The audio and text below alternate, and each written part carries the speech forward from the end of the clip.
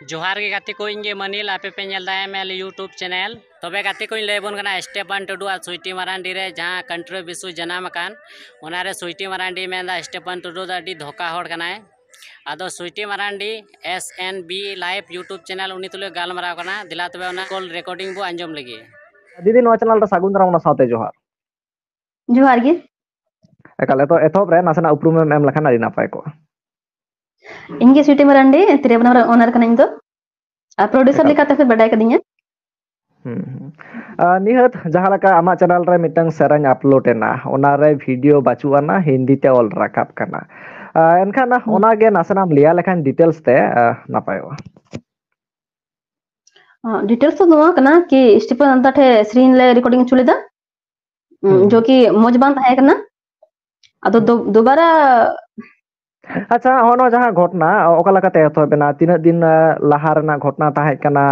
चलाना पे रिकॉर्डिंग केदा पे चलका नोआ तो मतलब 2022 से स्क्रीन की ताहे कना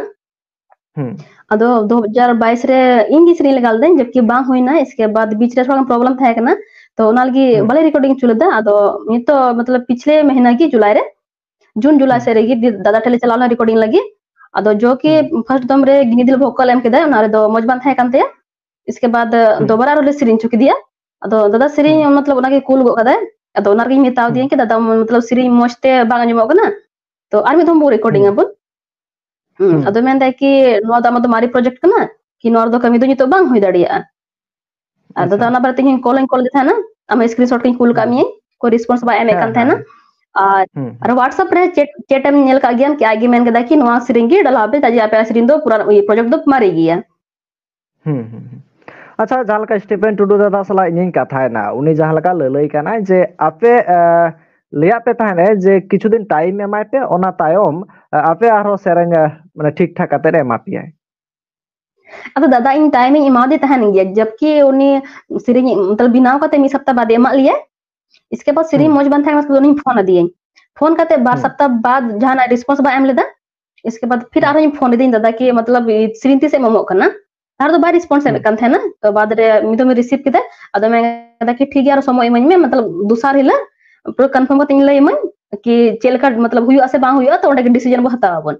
इसके बाद तीन जब रिस्पांस के बाय मगते तो इन दो चेंज का दाड़ी इन मनर समय चलाव कना पैसा चलाव कना अदो मजबूरी रे ओनर के दाड़ी अपलोड कदन और ओनर दो इन सला जो घटना है कि ओनर इन हटाव कदे और मीटे कथा जैसे कि मैं दे कि मतलब 12,000 रुपया की स्टीफन दा हताव कदा नोर तो 12,000 पर स्टीफन दा दो बई माव को दिया इना तिना प्रोजेक्ट कना ओनर इन फसाव कदा अगर जहां इना स्टेटमेंट मतलब इना जो अपलोड कदे इना रे मस्ते पढ़ाव पे हा कि चेंज ऑल कदे और मीटे कथा कि इन स्टीफन दा दो कोई गे जहां बन बुराई कदे बादोनिया म्यूजिक रे बादोनिया सीरी रे बादो स्टूडियो रे ओना रे चेक गे बुराई बांग कना ताहले प्रॉब्लम दो ओकारे प्रॉब्लम नसना लई में प्रॉब्लम तो कना कि दादा अगर गिनी दी पसे एकदम चांस एमाय का सिरिंग लगी तो पसे मोस्ते सिरिंग किया दूसर धम तो कथा तो नोआ कान मागी थाय कना कि अगर उनी चे और हां जदि आर मिद धाव दाव नाम के खान दो आड़ी नापाय को जस्ट शुरू वोकल ते चेंज हुई से ओका लका वोकल ते चेंज हुई को ट्रैक कोमा सनामा गे मेना शुरू म्यूजिक को मेना शुरू वोकल ते चेंज हुई को एनखान ओनारे जहां लका रिस्पांस बांगे एमो कना जहां लका इन स्क्रीनशॉट को हो नोडिन देखाव पिया नेल दाड़े आबन हा जहां लका दो उन वक्त मा ठीक गया मेनखान नित आरो जहां लका घटना हिजु कना एफआईआर कदा स्टीफन टुडू दादा चे एम लया स्टीफन दा मतलब एफआईआर कदा ओना मा ठीक गया दोनों रे दो इना में जहां गलती दो चे कना कि इन दो मतलब नारे इना समय चलाव कन्या पैसा चलाव कांतिया अदो नार दो इना दो कटा चे गलती कांतिया इना जो घटना कना ओना गे लय कते ओना के ये मतलब अलग ते दो स्टीफन दा चे हम बइन दोस का दिए अच्छा जखन आमा सेरेंज प्रॉब्लम है ना तखन गे चेत माने संगे साथ गे आम स्टीफन दादा मेता दे थाने जे दादा नोआ प्रॉब्लम कना ठीक कतिन में हैं जब सिरिंग कूल दिए इसका फोन करते मिताव दिए कि मतलब सिरिंग हा ठीक कतिन में अदो हम देखे ठीक है समय ही मा दिथन का दो बांग कना कि समय बइन मा दिथन समय मा दिथन गया अदो जब रिस्पांस के बांग हुई खा तो चिम चका दड़े मजबूरी रे चलो अब जहाँ जब लगा इᱧᱟᱹᱜ दो ᱥᱚᱢᱚᱭ नोआ ᱯᱚᱭᱥᱟ ᱪᱟᱞᱟᱣ घटना ᱠᱟᱱ खुना नोआ मा बाड़ायोक कना जहाँ लगा दो बाना होड़ा कथा खुना नोआ बाड़ायोक कना स्टेफेन टुडू दादा मेन ले थाने समय एमኝ में नखन ठीक का तमा मेनखान समय एम ले थाने दीदी मेनखान उनी चेतान रे जहाँ लगा फोन के दाय फोन तायम जहाँ लगा गे ओडे बाड़ायना जे रेस्पॉन्स बाय एम दा स्टेफेन टुडू दादा मेनखान दीदी जहाँ पतियो ताहे कना ओना काही ना काही रापुद एन ताया ओना खातिर ते नोआ वीडियो हा जहाँ लगा दो अपलोड हुयन ताया जहाँ लगा दो बनार कथा खुना बाड़ायोक कना हा एनखान नित चेरे मासा कना दीदी आम ठेन अब नीतो चे ᱧᱟᱥᱟ नीतो मा जाना मा हुई बांग हुई दाड़ियाते एनखान नित जुदी आमा सेरेने एमामाय से ठीक का तमा एनखान सिरिंग ठीक कती हां ओनहो अडी मौज गया एनखान तो समस्या रे समाधान नोड़े गे मुचादो एकाल चलो आयमा साराव नोआ मा क्लियर ना जहां दो बन बड़ाय दाड़े कना नोआ समस्या चेत कना एक्जेक्टली जहां दो समस्या कना एका मुचाद रे दिसम हल को चेत दिसु दिसम एमा को चल काम रो दामे तो मुचाद रे दिसम हो टेन चेत मैसेज एम सदरा मैसेज तो नागी मेना कि जहां गी पे चला कना कमी लगी अदो